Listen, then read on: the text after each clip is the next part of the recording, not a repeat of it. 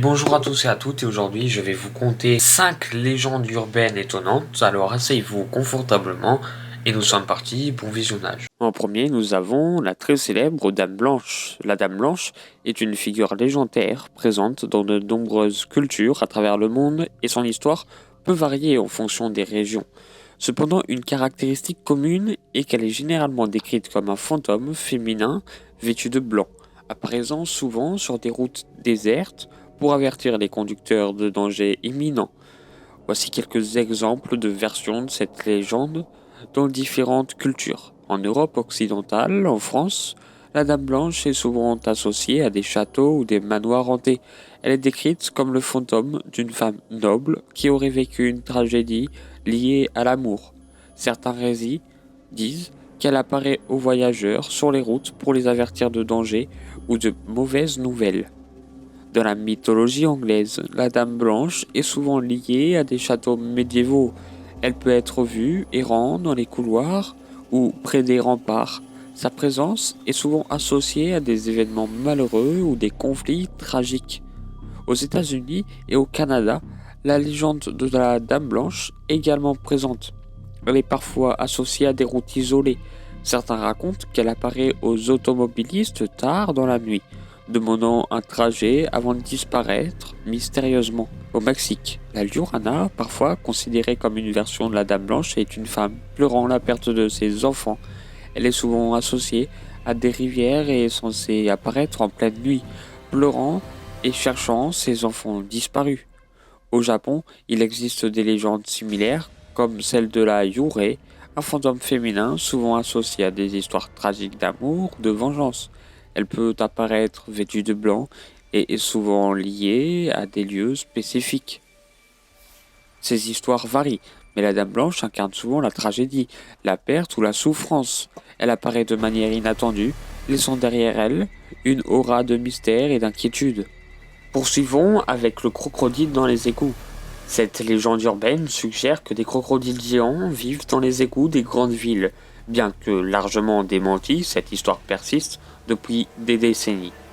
La légende urbaine du crocodile dans les égouts est une histoire fascinante qui a persisté pendant des décennies. Malgré son manque de véracité, l'histoire raconte qu'il y aurait des crocodiles géants vivant dans les systèmes d'égouts des grandes villes, créant ainsi un mélange de fascination et de peur chez ceux qui l'entendent bien. Que largement démentie, cette légende a réussi à prendre racine dans l'imaginaire collectif. Voici comment cette histoire pourrait être racontée en détail. Au milieu du XXe siècle, des rumeurs ont commencé à circuler, principalement dans les grandes villes, suggérant que des propriétaires irresponsables de reptiles exotiques avaient jeté des crocodiles dans les égouts, après les avoir gardés comme animaux de compagnie.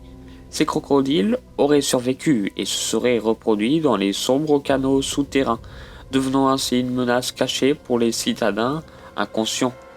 Le récit prend souvent une tournure dramatique, affirmant que ces crocodiles urbains ont grandi pour devenir des monstres géants, se nourrissant de rats et de déchets urbains.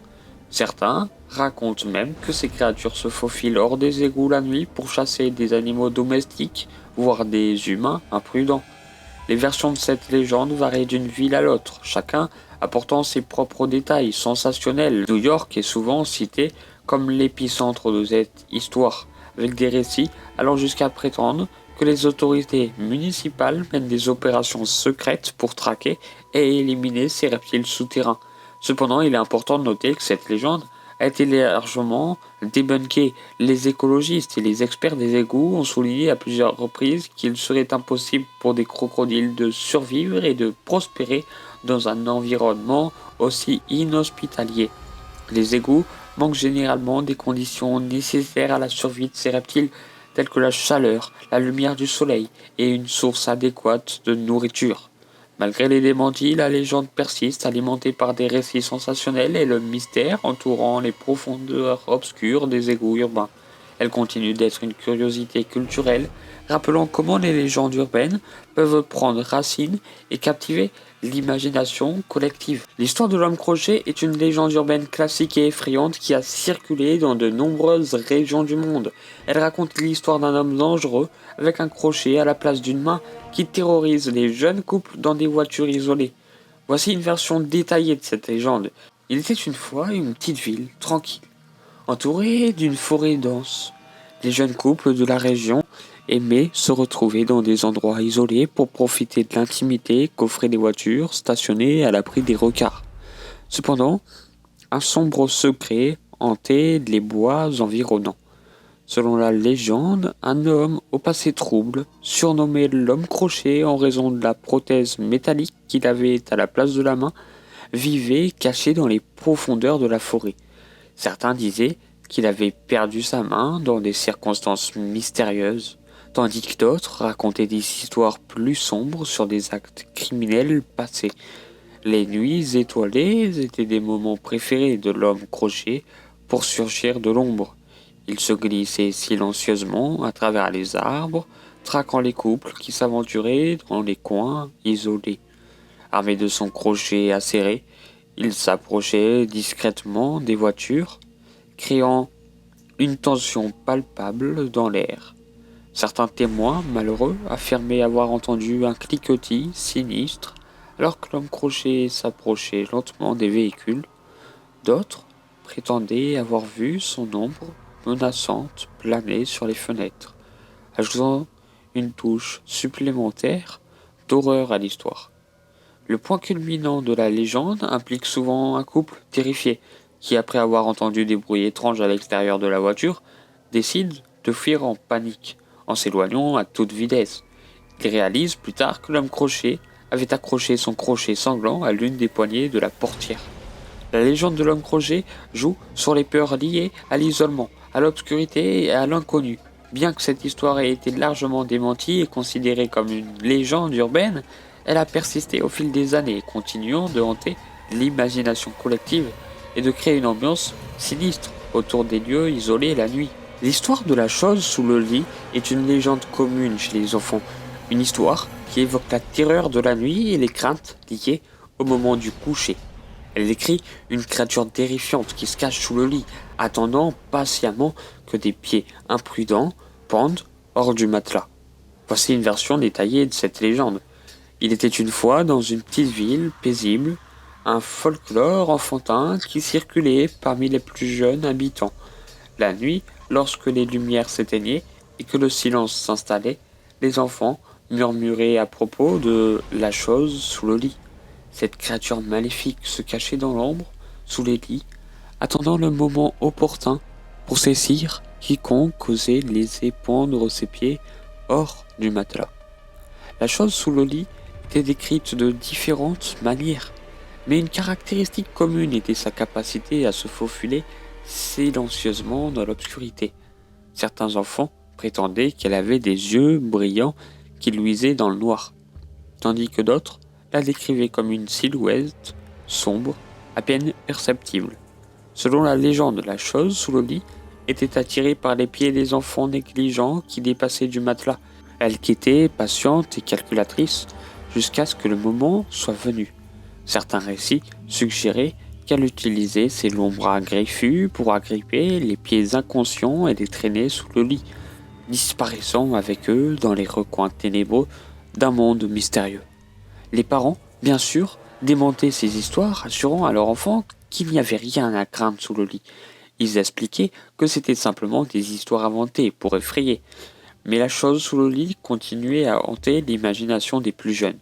Certains enfants prenaient des mesures drastiques pour éviter de tomber entre les griffes de la chose.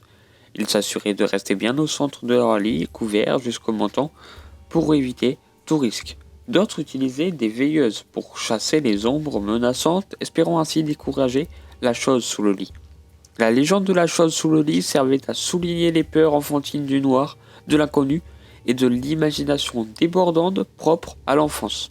Bien que les adultes insistaient sur le caractère fictif de cette histoire, elle persistait, transmise de génération en génération, comme un rappel des peurs nocturnes qui hantent l'enfance. L'histoire du Kithné Seft est une légende urbaine troublante qui a circulé sous diverses formes à travers le monde. Bien que les détails puissent varier, l'intrigue centrale implique généralement une personne qui se réveille dans une baignoire pleine de glace, réalisant avec horreur qu'on lui a volé un rein pour le vendre sur le marché noir. Voici une version détaillée de cette légende. Un jour, dans une grande ville animée, vivait un individu ordinaire qui se retrouvait dans une situation extraordinaire. La personne avait passé une soirée normale, peut-être dans un bar ou un club, mais se réveillant soudainement dans une baignoire remplie de glace. Une sensation de froid intense lui traversait le corps, alors qu'elle prenait conscience de la situation inhabituelle. La pièce était obscure, seulement éclairée par une lumière faible et diffuse. Paniquée, la victime découvrait qu'elle était vêtue d'une chemise de nuit ou d'une robe de chambre et qu'elle ressentait une douleur lancinante du côté de son abdomen. En examinant la situation, la personne découvrait avec horreur une note laissée à proximité ou même inscrite sur le miroir de la salle de bain. La note expliquait que la personne venait d'être victime d'un vol de rein. Selon la légende, les criminels sans scrupules avaient apparemment kidnappé la victime, l'avaient endormie et lui avaient retiré un rein pour le vendre sur le marché noir. La baignoire remplie de glace était censée avoir été utilisée pour ralentir la coagulation du sang et minimiser les dommages causés au corps pendant le processus. La victime en état de choc cherchait alors de l'aide. Elle pouvait alerter la police, les secours médicaux ou appeler à l'aide depuis la chambre où elle se trouvait. Les autorités étaient immédiatement dépêchées sur les lieux pour enquêter sur le crime choquant. Cependant, au fur et à mesure que l'enquête progressait, la vérité émergeait souvent. La légende était une histoire inventée, un mythe urbain conçu pour jouer sur les peurs liées à la vulnérabilité de son propre corps et à la méfiance envers les inconnus. Il est important de noter que malgré sa nature fictive, cette légende a persisté et a contribué à nourrir des inquiétudes générales liées à la sécurité personnelle. Et voilà, j'espère que cette vidéo vous aura plu. Merci encore de m'avoir écouté et on se retrouve pour d'autres vidéos.